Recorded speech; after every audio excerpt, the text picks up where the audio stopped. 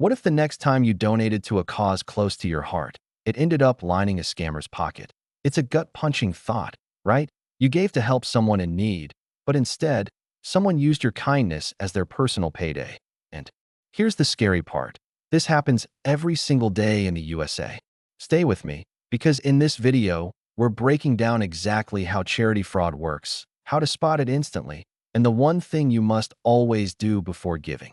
Even if the charity sounds 100% legit. Let's get into it. Number 1. What is charity fraud, really?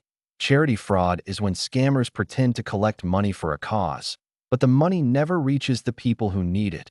Instead, it goes straight into the fraudster's pocket. Sometimes they make up a fake charity. Other times, they use the name of a real one, but change a word or two to fool you. For example, someone might say they're collecting for the American Cancer Fund, when the real charity is American Cancer Society. That tiny name difference, it's all they need to trick thousands of people after disasters like hurricanes, wildfires, or mass shootings. These scams explode. Why? Because during tragedies, people want to help fast, and scammers know emotions run high. Number 2. How they trick you. Scammers don't just wait around hoping you donate. They come for you. They might call, email, text, or even knock on your door pretending to be volunteers. Some use social media posts with heartbreaking pictures. Others create fake websites that look almost like the real thing. Some even use AI voices now to sound like actual charity reps. They'll pressure you to act now. Phrases like "we're running out of time" or "we're almost at our goal, just need one more donation" are classic tricks. That urgency makes you skip thinking and just give. One common scam is the gift card request. If anyone ever asks for a donation via gift card, run. That's a scam 100% of the time. Number 3. Real stories that hit hard. Let's talk about Jennifer from Ohio. After a deadly tornado in her state, she donated $200 to a charity she found on Facebook, claiming to send food and blankets to victims. Weeks later, she found out the entire page was fake. No aid was ever sent. Her money vanished. And then there's Mike, a veteran, who was called by someone pretending to represent a wounded warrior's fund.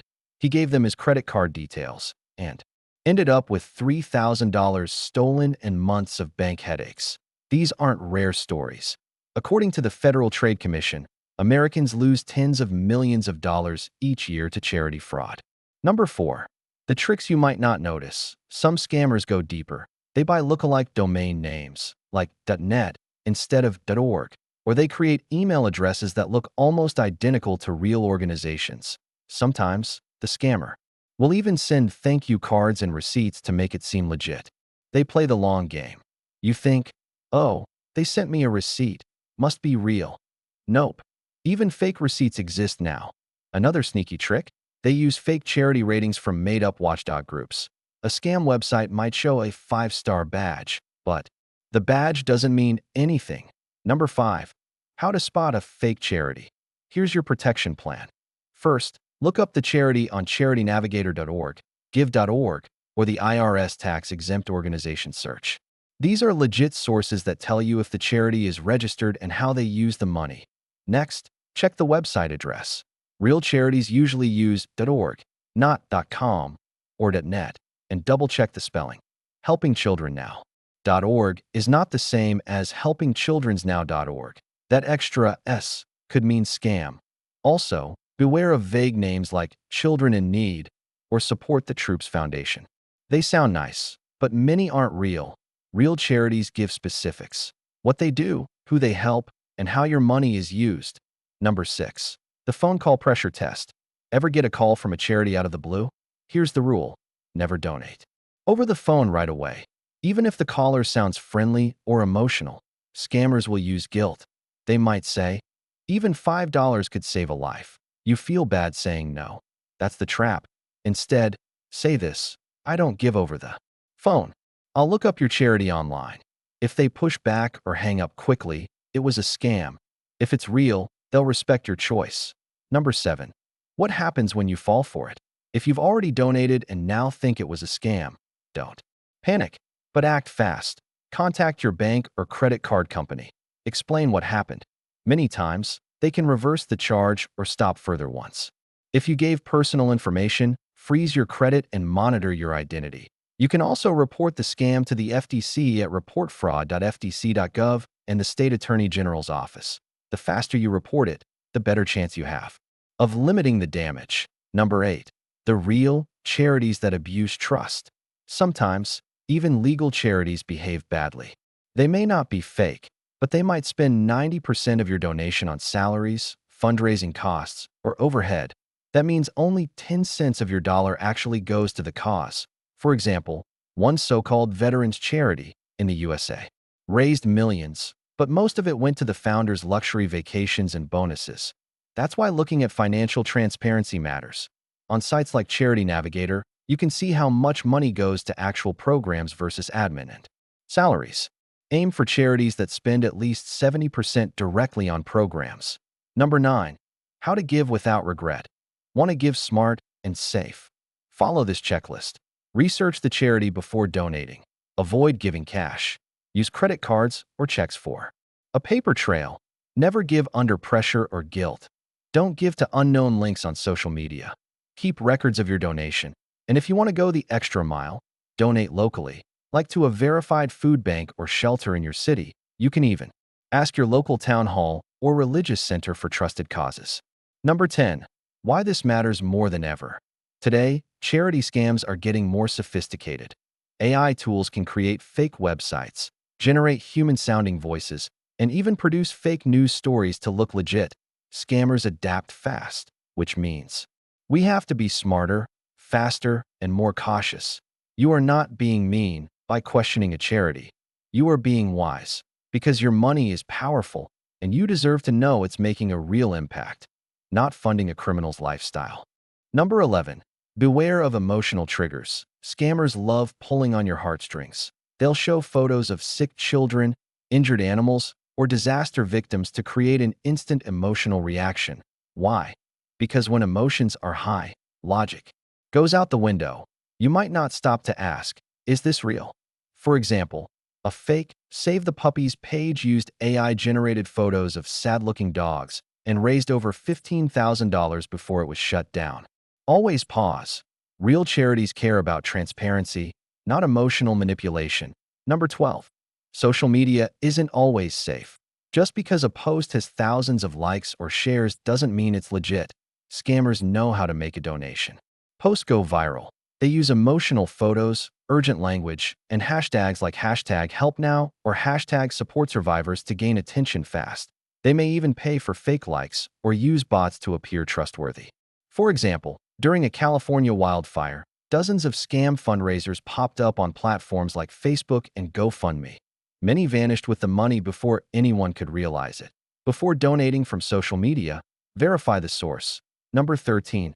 Crowdfunding can be risky. Sites like GoFundMe and Kickstarter are full of personal causes. Many are genuine, but some are not. The problem? Most of these platforms don't vet fundraisers thoroughly. A woman in Texas created a fake campaign claiming she needed surgery. She raised over $10,000, but police later found she was healthy and used the money for shopping and vacations. If you want to support a crowdfunding campaign, look for these signs: detailed updates, photos of receipts or medical records, if appropriate, and verifiable names. If the campaign seems vague or too emotional without real details, think twice. Number 14. Watch for matching gift claims. Some scams claim that every dollar you give will be matched by a donor. Sounds amazing, right? But it's often a lie. The matching donor doesn't exist. It's just a trick to make you give more. Legit matching campaigns usually come from well-known organizations or large companies, and they announce the match publicly. If you're told about a match, ask for details. Who is matching? Up to what amount? Where is it listed? If they can't answer, don't give. Number 15. Fake volunteers at your door. Yes, charity scammers sometimes show up in person. They might wear a badge, carry a clipboard, or even wear a branded t-shirt. But remember, anyone can print a badge or buy a shirt online. One family in New Jersey lost hundreds of dollars to a scammer who claimed to be collecting donations for a local hospital. He even had a fake ID. Always ask for printed information. Check their website and never give cash at the door. Tell them you'll donate online after checking the organization. If They insist on taking the money right now. That's a red flag. Number 16. Look for IRS tax-exempt status. In the USA, most legitimate charities are registered as 501(c)(3) tax-exempt organizations. You can check this easily at apps.irs.gov/app/eos. Just search by the charity's name or employer identification number, EIN. If the charity isn't there, it's not legally recognized. That means they don't have to report how they spend donations. You also won't get a tax deduction for giving to them. And that's usually a sign the group is shady or disorganized. Number 17. Know how much is spent on fundraising. Even if a charity is real, it might spend too much money on fundraising and too little on its mission. Some groups spend up to 80% of donations on telemarketers, advertising, and admin salaries. That means only 20 cents of every dollar helps people. Sites like CharityWatch break down these numbers for you. Look for a program expense ratio of 70% or more. That means most of your donation goes toward the actual cause, not just keeping the lights on. Number 18. Check for annual reports and transparency. Legit charities don't hide how they use your money. They usually publish annual reports and financial statements on their website. If the organization doesn't have these or won't send them when asked, that's suspicious. A good charity wants you to see their impact. Look for breakdowns like, "We helped 500 families with rent assistance in 2024. We served 30,000 meals last year." If all they say is, "We help people," that's not enough. Vague promises are the playground of fraudsters. Number 19. Trust your gut feeling. Sometimes, things just feel off. Maybe the caller is too pushy, or the website loads strangely, or the story sounds too perfect. That little voice in your head, listen to it. A woman in Florida was about to donate to a dog rescue when she noticed the donation button redirected to a weird third-party site. She stopped, did some research, and found it was a known scam. Your instincts are often your first line of defense. Number 20. Teach others around you. Scammers target the elderly, immigrants, and young people more often. Why? Because they're less familiar with how charity fraud works. If you've learned something from this video, share it with someone else. Talk to your parents, grandparents, or kids. Tell them to always double-check before giving. Even a 5-minute conversation could save someone hundreds or even thousands of dollars. Every time you give, you write a story. Let's make sure it's a good one. So before you donate again, what will you look for? Comment below with the one red flag that always makes you pause. Let's learn from each other and protect more hearts and wallets out there.